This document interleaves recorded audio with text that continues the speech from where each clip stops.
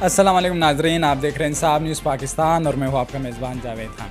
आज हमारे साथ मौजूद है MPA राणा आफ्ताब अहमद ख़ान। यकीनन आप लोगों ने जो है वो इनको सोशल मीडिया पे, इलेक्ट्रॉनिक मीडिया पे और अखबारात में ज़रूर देखा होगा। आजकल जिस तरह पंजाब असम्बली में ये बोलते हैं और इनकी जिस तरह तमन्ना आवाज़ है, यकीनन पूरे मुल्क के लोग जो है वो इनकी कारकर्दगी से और इनकी आवाज़ से खुश हैं। फ़र्स्ट ऑफ ऑल राणा साहब, thank you for your precious time. Rana साहब, अभी ये जो इजलास हुआ, ये करंट ही इजलास में आपने जो है वो गंदम के रेट के हवाले से जो इशू उठाया कि पंजाब की हुकूमत जो है वो गंदम की वो तनासब से नहीं ख़रीद रही जिस तनासब से वो पहले ख़रीदती थी। आप जो है वो इसमें काश्तकारों की हिमायत में लगे हुए हैं और आप कह रहे हैं कि इससे काश्तकार को नुकसान है। सबसे पहले तो ये बताएं कि काश्तकारों को इससे कितना नुकसान होगा। बिस्मिल्लाहिर्रहमानिर्रहीम। मैं आपका मशकूर हूँ कि आपने ये बहुत ही इस वक्त बर्निंग इशू है जिस पे आपने मेरे मुझसे पूछा है आपने। असल ये है कि पाकिस्तान एक बुनियादी तौर पर ज़रूरी मुल्क है और इसका ज़्यादातर इन्हिसार, आपकी टेक्सटाइल इंडस्ट्री भी जो है वो ज़राअत पे चलती है। जब कॉटन होगी तो स्पिनिंग मिल चलेंगी। आप कोई भी हो, अगर एग्रो बेस्ड कंट्री है, इसके लिए आपकी जो होती है ये फसल जो है गंदम की, एक बहुत अहम फसल होती है जिससे ज़िम्मेदार खुशहाल हो जाता है, जिससे ज़िम्मेदार जो है लोग रोटी खाते हैं। ये पेट भी एक बड़ा दोज़ख होता है, इसके लिए भी आपको रोटी ना हो तो आप कहते हैं हमारी भूख नहीं ख़त्म हुई। आप इस तरह देखें कि गवर्नमेंट की ये बेहिसी का ये आलम है कि इस वक्त जो इन्होंने रेट निकाला है 3900 रुपया, ये 3900 रुपये पे ज़िम्मेदार को ये घर पर भी ये कॉस्ट नहीं कर रही है, इससे ज़्यादा कर रही है। इसकी मैं आपको एक मिसाल देता हूँ। आप देखें कि इस वक्त जो 20, 22, 23 जो थे उस वक्त और 23, 24 में सोइंग के वक्त आप देखें कि आपके क्या अखराजात थे। उस वक्त पिछली फसल में क्या रेट था यूरिया का रेट 2-2 हज़ार रुपये बोरी बढ़ गया, DAP का बढ़ गया। फिर आप देखें डीज़ल की कीमत कितनी बढ़ गई है। फिर आप देखें पेस्टिसाइड्स की कितनी कीमत बढ़ गई है, ट्रांसपोर्ट बढ़ गई है। फिर आपके थ्रेशर्स, हर चीज़ इसको आप कैलकुलेट करेंगे तो ये तो 4000 रुपये से ज़्यादा तो ऊपर जाएँ तो ये कॉस्ट करती है। आपने 3900 रुपये रख कर भी आपने कहा हमने एक परसेंटेज लेनी है, क्योंकि हमारी अप्रोच ये, इसको बिज़नेस अप्रोच नहीं होनी चाहिए कि जैसे दुकानदार नुकसान पे कोई चीज़ नहीं बेचता है। ये ज़िम्मेदार का हौसला है कि वो इस वक्त कर रहा है कि ये मिले। आपको चाहिए कि जिस तरह आप मुख्तलिफ़ इंडस्ट्रीज़ को आप रिबेट देते हैं, इनको रिलीफ देते हैं, इनको सब्सिडाइज़ करते हैं, जब थोड़ी सी भी फसल कम हो तो आप पटवारी हमारे पास भेज देते हैं कि इनकी गंदम उठा ली जाए। अगर आज आप हमारी गंदम हम कहाँ बेचेंगे? अगर खुदा न खास्ता अगले साल ज़िम्मेदार नहीं करता तो पाकिस्तान को कैसा फीड करेंगे? आप उन लोगों से पूछो हैं जिन्होंने ये इस पॉलिसी बनाई थी, जिन्होंने इंपोर्ट की थी। आपके पास एक प्रॉपर प्लानिंग चाहिए। ये ऑफिसर्स जो होते हैं, ये सरकारी मुलाजम किसी का दोस्त नहीं होता है। ये अपनी ज़ात का होता है, ये सरकार का होता है। वो आपको मिसगाइड कर रहे हैं कि आपके पास ये फ़र्स्ट टाइम सिंस 1947 हुआ है कि आपका कोई टारगेट भी नहीं रखा गया है। टारगेट का आप 393 उन्होंने कहा जी हमारे यहाँ पर परचेज सेंटर होंगे। आपकी जो डेवलपमेंट जो है वो एक्सपेंडिचर नहीं, ये नॉन डेवलपमेंट आप मुलाजम रख के कर देंगे। तो आपको एक एक दाना ये ख़रीदना चाहिए ताकि ज़िम्मेदार अगर खुशहाल होगा तो आप बचेंगे। अगर ज़िम्मेदार खुशहाल नहीं होगा तो ये जैसे अब लोग देख रहे हैं, ख़ुदकशियाँ हो रही हैं, परेशानी है, ये जो बिल्कुल इस वक्त लोग, मेरा ख़्याल इतने परेशान मैंने कभी नहीं अपनी ज़िंदगी में देखे और हमारी तरफ देख रहे हैं। और अफसोस की बात है कि 65% ज़िम्मेदार जो हैं सर असेंबली में पहुँचे हुए हैं और उनको भी आवाज़ उठानी चाहिए। ये अपोजिशन का काम नहीं है, ये मुल्क की बका का, मुल्क की सालमियत का और मुल्क की ये खुशहाली का है। अगर इनका ज़हन है कि हमने सिर्फ ज़िम्मेदार को ख़त्म करना है तो ये इनकी गलत फहमी है। इसके नताइज अच्छे नहीं होंगे। लोग सड़कों पर आएंगे, ये एहतजाज करेंगे, फिर आपका क्या होगा? फिर आप कहते हैं लॉ एंड ऑर्डर सिचुएशन नहीं है। लॉ एंड ऑर्डर सिचुएशन की हालत ये हो गई है यहाँ पर कि मेरे इलाके में इतने लाइसेंसेस दे दिए गए हैं कि हर रोज़ कत्ल हो रहे हैं और पुलिस की सरबराही में नशा बिक रहा है। मैं बड़ा वाज़ेह अल्फाज में कह रहा हूँ कि इनको सब पता है कि क्या यहाँ पर हो रहा है। जुए के अड्डे चल रहे हैं। आप देखें यहाँ पर ये पर्ची माफिया भी है। यहाँ पर लाइन तेल की गुजरती है, इनकी without the connivance of this police ये नहीं हो सकती। एक वकूआ होता है, पतंग में पकड़ा जाता है और उस पर नौसी डाल देते हैं। दूसरा, मेरे इसके थोड़ा सा आगे डेरे के आगे एक वकूआ हुआ और उसकी मैं हैरान हूँ, उस पर SHO पे भी क्या वो मतलब उसमें इंसानियत नाम की चीज़ नहीं है। उसने क्या किया, उसने 324 का पर्चा दे दिया उसको। अगर मेरे बंदे हॉस्पिटल ना लेकर जाएं, ना बचाएं, तो वो तो मर गया था। 14 बोतलें खून लगी, 6 घंटे में उसका ऑपरेशन हुआ, तो बाद में उसको 394 कर दिया।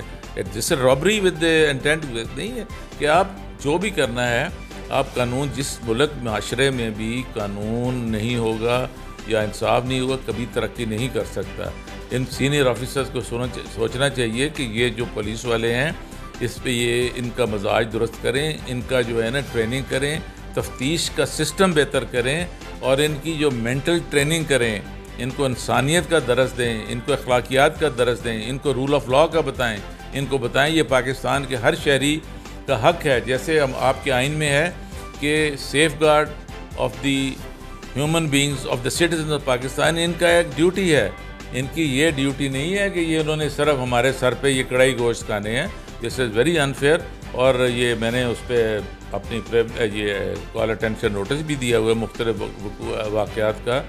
और ये बिल्कुल है कोई वाक़या हो जाए उसके बाद ये उस पर एक लिप सर्विस ही करते हैं और ख़त्म हो जाता है। तो मेरा इनसे यही है कि खुदारा ये मुल्क है तो हम हैं, किसान है तो हम हैं, आप बिल्कुल सबको तहफ़्फ़ुज़ दें, कारोबारी लोगों को भी दें।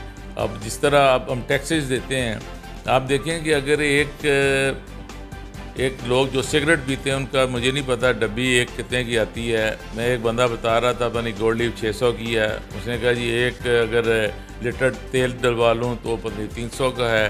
फिर एक में अगर उसमें ये कार्ड चार्ज करने के बाद 1000 रुपया खर्च हो जाता है, उसमें से 440 रुपया जो है वो टैक्स ले जाते हैं। तो उसके एवज़ हमें क्या रिलीफ दिया जा रहा है? हमें क्या सोसाइटी में हमें इंसाफ मिल रहा है? क्या हमें रोज़गार मिल रहा है? क्या हमें ये जो है ये जो बदमाशी हो रही है, ये सड़कों पर लूटा जा रहा है, उसका तदारक करते हैं? ये आराम से वैन के आगे खड़े होकर फ़ोटो खिंचाते हैं और लिख देते हैं कि खुश आमदीद। इस तरह ये काम नहीं चलेगा। अब ये हुकूमत जो है, we are political workers, we have gone through a very serious phase और इंशाल्लाह हम इन सब सिस्टम को दुरुस्तगी की तरफ लाएंगे और इंशाल्लाह बेहतरी की तरफ जाएंगे। अच्छा राणा साहब, जिस तरह आपने बताया यकीनन यही होता है जब गरीब आवाम को जो है वो उनकी इस तरह हकूक़ की पामाली होती है तो फिर वो जो है वो जराइम पे उतर आते हैं और ये जराइम जो है वो फिर माशरे के लिए जो है ख़तरनाक साबित होते हैं। लेकिन राणा साहब, हुकूमत का जो मौक़िफ़ है या हुकूमती अहदेदारान का जो मौक़िफ़ है वो ये है कि हम जो है वो आवाम को सब्सिडी देंगे, आटे पे आटा सस्ता करेंगे। और वो जो कह रहे अभी उन्होंने 500 रुपया जो है वो 20 किलो का जो तेला है उसमें कमी लाई है, जो कि पर केजी 25 रुपये बनते हैं, यानी 25 रुपये उन्होंने आटा सस्ता किया है। तो वो कह रहे हैं कि हमारे पास आटा है, अभी जो है वो गंदम हमारे पास मौजूद है, तो अब अगर वो आटा महंगा ख़रीदेंगे और ज़्यादा ख़रीदेंगे तो फिर जो है वो उनके लिए मुश्किलात नहीं खड़ी होगी हुकूमत के लिए। वो हुकूमत के जो है ना अपने एक्सपेंडिचर्स जो होते हैं, दो चीज़ें होती हैं। एक आपका डेवलपमेंट एक्सपेंडिचर होता है, एक नॉन डेवलपमेंट होता है। आपका नॉन डेवलपमेंट एक्सपेंडिचर जो होता है जिसमें तनख्वाहें देते हैं, पेंशन देते हैं, उसमें आप रिलीफ देते हैं, इनको ये देते हैं। अब टेक्सटाइल इंडस्ट्री के मैं ख़िलाफ़ नहीं हूँ। जब हमारी कॉटन जो है, ज़िम्मेदार जो कॉटन देता है, आप देखें कि किन हाथों से जाकर वो एक्सपोर्ट होती है और उन एक्सपोर्टर्स को ये यान का या कपड़े का कितना इनको रिबेट मिलता है, कितना इनको रिलीफ मिलता है। अगर आपके पास इतने वसाइल नहीं थे तो आप ज़िम्मेदार को जब इनकी फसल थोड़ी होती है फिर ये क्यों ख़रीदना चाहते हैं? आप इनको रिलीफ देने के लिए आप अपनी इंडस्ट्री को, जो आपकी मेन एग्रो बेस्ड कंट्री इससे सारी रिलेटेड है, इससे रिलेट करेंगे चीज़ें आपकी। ये खाली ये नहीं है कि आपने सिर्फ कॉटन का ये वीट का है। अब आप कह रहे हैं कि 20 रुपये 25 रुपये दे रहे हैं। ये आटा कहाँ से आ रहा है आपको पता है? ये फ्लोर मिल से लेंगे ना। फ्लोर मिल वाले ने उसमें से सूजी भी निकाल ली है और मैदा भी निकाल लिया है, और उसकी न्यूट्रिशन वैल्यू क्या है? That is not good for human beings. जो आप खाएँगे वो तो है ही नहीं है। तो आप लोगों को डोंट मेक फूल, लोगों को बेवकूफ़ ना बनाएं। आप उनको हेल्दी दें, उनको खुराक दें, ताकि उनमें आपके मुल्क में बीमारियां भी इसलिए फैल रही हैं कि ये आपकी जो है ऑर्गेनिक फूड ख़त्म हो गया है, मिलावट वाला खाना है। यहाँ पर आप 16 रुपये की रोटी की बात कर रहे हैं, कहाँ मिल रही है? मुझे बताएं, और वो खाने के काबिल भी नहीं है। क्या ये वज़ीर आला का काम है कि तंदूरों में जाके चेक करना? ये तो आपका स्टाफ है, आपके पास स्टाफ नहीं है। मैजिस्ट्रियल स्टाफ होता था, वो जाते थे, चेक करते थे, और गरीब आदमी को ये करते हैं। आपके पास तो ट्रैफिक का सिस्टम नहीं ठीक है। आप जहाँ पर बैठे हैं, आप देखें कितनी ये हैवी ट्रैफिक गुजरती है। यहाँ पर you don't have any trauma centre, कोई यहाँ पर 11 2 का सिस्टम नहीं है। यहाँ पे आपके पास पब्लिक ट्रांसपोर्ट नहीं है, आपके पास यहाँ पर एमरजेंसी कवर के लिए कोई नहीं। आपके जो बेसिक यूनिट्स हैं दे आर इन वेरी मतलब शेबी कंडीशन। उसके अंदर जाएँ तो ऐसा लगता है you have entered into small jungle. तो आपके पास स्कूल्स की हालत ये है कि स्कूल्स में आपके अंडर स्टाफ्ड है, फिर आपकी बच्चियों को दूर पढ़ने जाना पड़ता है। आप इन चीज़ों को, मैं ये नहीं कहता है कि एकदम ये कर लेंगे, मगर ये कॉन्टीन्यूटी ऑफ द प्रीवियस जो है, ये जो निगरान दौर था जो 1.25 साल, उसमें आपने रीवैम्पिंग में इतने पैसे खर्च कर दिए हैं, मगर आपने कोई टीचर्स की ट्रेनिंग के लिए, डॉक्टर्स की जॉब्स के लिए, इधर रिसर्च पे आपका कोई पैसा नहीं खर्च कर रहे हैं। आप रिसर्च देखें कि अगर आपकी यूनिवर्सिटीज़ में इस वक्त उनके ख़िलाफ़ केसेस चल रहे हैं नैब में, तो आप क्या करेंगे? तो आपको सोचना चाहिए कि इसके लिए, इस पाकिस्तान को बचाने के लिए, पाकिस्तान को खुशहाल करने के लिए आपके पास सबसे ये अहम मौका है कि आप अक्रॉस द बोर्ड इंसाफ दें और अपनी जो है प्रायोरिटीज़ फिक्स करें कि हमने इस साल ये करना है, हेल्थ सर्विसेज प्रोवाइड करनी है। आप कह रहे हैं जी हम एयर एम्बुलेंस, बड़ी अच्छी चीज़ है, आपके पास तो रोड एम्बुलेंस नहीं चल रही है। आप उधर देखें कि प्राइवेट लोग लेके जाते हैं, वहाँ प्रोवाइड कर लें। आपके कितने ऑपरेशन जो है ये हॉस्पिटल्स में हो रहे हैं। इमरान खान साहब ने हेल्थ कार्ड दिया था, लोग बड़े खुशहाल थे, लोग इलाज करवाते थे, वो ख़त्म हो गया। अब आप देखें लोग आज भी असम्बली में, क्या बड़ा अजीब दिलखराश वाक़या हुआ है कि एक ये ऑफिस असिस्टेंट ने गुर्बत से, महंगाई से तंग आकर असम्बली की बिल्डिंग से छलांग लगा दी है। ये हमारे लिए लम्हा फ़िक्री है, हमें सोचना पड़ेगा कि हम किस तरफ जा रहे हैं। मैंने भी उस दिन असम्बली में कहा था कि हम लोग जो है ना, लोग इस वक्त इतने तंग हैं, सड़क पे जाते हुए को लूट लेते हैं। तो इसमें दिस इज़ वेकअप कॉल, हमें सोचना पड़ेगा। अच्छा राणा साहब, आपके हम हल्के की बात करें तो हल्के में जिस तरह आपने बताया कि यहाँ पे ना तो बेसिक हेल्थ यूनिट्स हैं, अगर है भी तो उनकी हालत बिल्कुल जंगलों की तरह है। यहाँ पे जो है वो पब्लिक ट्रांसपोर्ट नहीं है, अगर रोड के हालत देखें तो वो कोई ज़्यादा सही नहीं है। एजुकेशन सिस्टम जो है वो बहुत पीछे है, बच्चों की तालीम पे जो है वो ख़ुसूसन में आपके हल्के की बात करो काफ़ी मसले हैं। इसी तरह जो बड़े, अगर कोई 1-2 स्कूल है हल्के में बच्चियों के लिए, उनमें जो है वो तादाद ज़्यादा है, कमरे कम हैं। आप जो है वो इन इशूज़ पे, अपने हल्के के इशूज़ पे जो है वो असम्बली में सिर्फ हल्के के लिए कब बात करेंगे? और दूसरी बात ये है कि अगरचे आप जो है वो इस चीज़, आप समझते हैं कि मुझे ताड़े में नहीं जाना चाहिए, मुझे जो है वो BHU में नहीं जाना चाहिए, मुझे स्कूलों में नहीं जाना चाहिए, मेरी ज़िम्मेदारी नहीं है, लेकिन क्या आप ये नहीं समझते कि अगर आप जाएंगे तो शायद वहाँ पे कोई अफसर जो है वो ड्यूटी करेगा, शायद उसकी हालत जो है वो सही हो जाएगी, शायद जो SHO है वो कुछ जो है वो होश के नाखुन लें? देखें, ये मेरी प्रायोरिटी सबसे पहले ये है कि रूल ऑफ लॉ को इस्टेब्लिश करना है। हर महकमे के लिए कानून है, ज़ाब्ता-ए-कार है, रूल्स ऑफ प्रोसीजर हैं। अगर हम उस पर अमल करेंगे तो सब मामला ठीक हो जाएंगे। जैसे आपने कहा है ना कि एजुकेशन का मामला ख़राब हुआ है, इसको बेहतर करने के लिए मैंने ऑलरेडी असम्बली में भी आवाज़ उठाई। मैं पूरे पंजाब की बात कर रहा हूँ, ये नहीं मेरे हल्के का। तो फिर मैंने जो है हेल्थ का सेक्टर है, मैंने कहा जी आपको अपग्रेडेशन की ज़रूरत है। आप यहाँ पर बाईपास के ऊपर हमारे पास सरकारी ज़मीन पड़ी है, हम उस पर ट्रॉमा सेंटर बनवाएं, 11 2 का यहाँ पे इजरा करें। फिर मेरा ये है कि हमारी कोई ऐसी मेन रोड एक बने जो मेन जंग रोड को लिंक करे टू जंग ब्रांच कनाल पे, ताकि गाँव में ट्रैफिक का फ़्लो कम हो। यहाँ पर ट्रैफिक सिस्टम लगाने, ये तो नहीं ना कि आप ट्रैफिक वार्डन को कहेंगे आपने जी शाम को 50 चलान करके आने हैं, इनकी जेबें तो नहीं बनने के लिए। सबसे पहले आपको पुलिस के थाने के अंदर सोफ़े रखने से बेहतरी नहीं आती। आप जितनी देर इनको ज़हनी तौर पर इनकी नहीं ना ट्रेनिंग करेंगे, क्योंकि इनके जहन में एक चीज़ आ गई है कि ये तशद्दुद पसंद करते हैं और जेब काटने की कोशिश करते हैं और केस को ख़राब करते हैं। कन्विक्शन रेट इनकी वजह से थोड़ा होता है। ये केस की बुनियाद उसी वक्त ख़राब कर लेते हैं जब आपका FIR दर्ज होती है। आप देखें कि मेरे इधर एक बंदे ने एक FIR के लिए दरख्वास्त से दस्तखत करा लिए हैं, खुद ही लिख के भेज दी है, और उस मुंशी ने बड़े बांगे दहल जो है वो आराम से कहा कि नहीं जी मैं ठीक कर लूँगा। तो then I had to speak to the CPO साहब ने एक्शन लिया, उसका कोई बेहतरी तरफ जाएगा। मगर ये है कि ये इनकी इस्लाह बहुत ज़रूरी है थानेदारों की, क्योंकि ये समझते हैं कि ये पता नहीं इनके पास कौन सा आला आ गया है या कौन सा कानून आ गया है या कौन सा इख्तियार आ गया है, मगर ये सोचें कि now they have to listen to the music also. ये ऐसे नहीं है कि ये इनकी ये जो है फ़रौनियत है इसको चलने देंगे। I will bring them to the right direction. दूसरा, एजुकेशन का हम देखेंगे कि कम से कम हर यूसी में लेवल पे एक हाई स्कूल बच्चियों का भी हो, यहाँ पर कोई यूनिवर्सिटी का भी क़याम आ जाए। और ख़ास तौर पे मेरे जहन में एक चीज़ है, दैट इज़ कि यहाँ पर टेक्निकल एजुकेशन के लिए हम तवज्जो दें, क्योंकि सारे मुल्क ने ये क्लर्क तो नहीं बनना है। आपके बच्चे आएंगे, वो technical education they can be good, ये कहते हैं कि इलेक्ट्रिक का कोर्स कर लें, प्लम्बरिंग का कर लें, कारपेंट्री का कर लें, एसीज़ का कर लें, because they have to learn earn their livelihood. तो इसलिए ये है कि इस पर काफ़ी प्रॉब्लम्स है और मैं इसको बड़ा कंप्यूटराइज तरीके से बड़ा taking use of the IT। Today I spoke to the medical side chief executive officer, he was very nice. तो उन्होंने कहा जी मैं बिल्कुल आपको बता के देता हूँ कि आपके हल्के की क्या क्या ज़रूरत है, और हम कम्युनिटी पार्टिसिपेशन भी करेंगे हर कि जी हम लोग खुद भी हमारे लोग उसमें करें। हम लोगों को कहेंगे कि जी आप करें। हम पुलिस की तरह नहीं कहेंगे कि पुलिस का माल सरकार का खाएंगे और आपसे और मेरे से AC लगवा लेंगे और सोफ़े रखवा लेंगे, ये हम नहीं काम करेंगे। विल से कि यू हेल्प द स्कूल्स, उनकी बेहतरी करें, वहाँ लाइब्रेरीज़ बनाएं।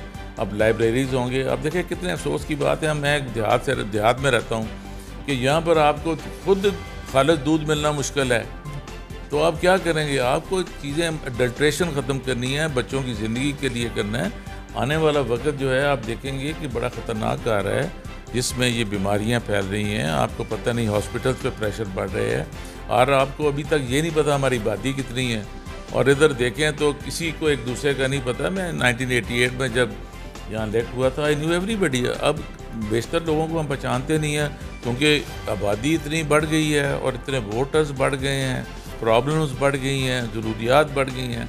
और मैं ज़रूर ये कहूँगा कि हमें अपनी ज़रूरियात पर तवज्जो देनी चाहिए, ख्वाहिशात को कम करना चाहिए और सादगी से ज़िंदगी गुजारनी चाहिए। अच्छा राणा साहब, आपने बड़ी अच्छी बात है कि एक ही इशू है कि आप जो है वो राणा कल्चर पे तो बात करते हैं, पुलिस वाले ख़ुसूसन वो पुलिस वाले जो रिश्वत लेते हैं उन पर तो बात करते हैं। एक ट्रैफिक पुलिस है, और ट्रैफिक पुलिस की जो अपनी मनमानियाँ है, और IG पंजाब में जो है वो आपके इल्म में होगा कि हेलमेट पे 2000 चालान लगाया हुआ है, और 2000 चालान की वजह से वो कुछ दिन कबल जो है वो एक बंदे को चालान किया। उस बेचारे के पास जो है वो दिहाड़ी करने वाला बंदे के पास एक पुरानी बाइक थी, तो उसको जब 2000 चालान हुआ उसने बाइक को ही जो है वो आग लगा दी। ये आपके शहर फैसलाबाद का वाक़या है, तो आप इस पे कब बात करेंगे? और आप ने जिस तरह बात की कि इस तरह जो है वो जुर्माने लगाने से तो मुल्क नहीं ठीक होगा। देखिए, जुर्माना जो है ना, एक चीज़ होती है कि लोगों को सबसे पहले जब आप लाइसेंसेस इशू करते हैं, आप उनको बाकायदा उनको ट्रेन करते हैं कि सबसे पहला ट्रैफिक का जो बेसिक सबक है वो है पेशेंस, टॉलरेंस। आपने करना है, आपने सब्र पैदा करना है, चलाना है, रूल्स को फॉलो करना है। आपने पहली तो बात है लाइसेंसेस कितने इशू हुए हैं। सेकंड बात है कि कितने जो मोटरसाइकिलिस्ट हैं जिन पे जो बच्चे चला रहे हैं, जो चिंची है, इसकी क्या फॉर्मेशन बनाई हुई है। ठीक है, रोज़गार नहीं मिलता तो इंक्रोचमेंट एक बहुत बड़ा एक और ये भी इशू है। ये ट्रैफिक पुलिस जो है ना, ये इस वक्त ये है जुर्माने करने से नहीं होगा। आपकी तरबियत जो है बहुत इम्पॉर्टेंट है। आपको हमें सब अपने बच्चों को भी तरबियत करनी चाहिए कि आपने बड़े हौसले से कानून। और कोई मोटरसाइकिल, हमारे पास पब्लिक ट्रांसपोर्ट नहीं है, 4 बैठ के जा रहे हैं, कोई टैंकी पे बैठा है, 6 बच्चे बैठे हुए हैं, एक्सीडेंट होता है, किसी की टांग टूटी होती है, किसी का बाजू होता है, वो हॉस्पिटल रश कर रहते हैं। हॉस्पिटल भी ये है कि ये आपको जितनी देर ये ट्रैफिक का सिस्टम नहीं होगा, आप जितनी मर्जी बड़ी सड़कें बना लें, पब्लिक ट्रांसपोर्ट लाएँ, आप बसेज लेकर आएँ। आप जो ये बना रहे हैं मुख्तलिफ चीज़ों पर ज़िम्मेदार को खुशहाल करने के लिए, क्या आपने किया है? अभी तक मुझे नहीं नज़र आया। अगर हेल्थ सेक्टर में आपने क्या किया है? टाइलें लगाने से बेहतरी नहीं आएगी। एग्रीकल्चर सेक्टर में आप मुझे बताएं कौन से नए इन्होंने बीज इंट्रोड्यूस किए हैं जिससे फसल, अगर फसल आ गई है तो ये ख़रीद नहीं रहे हैं।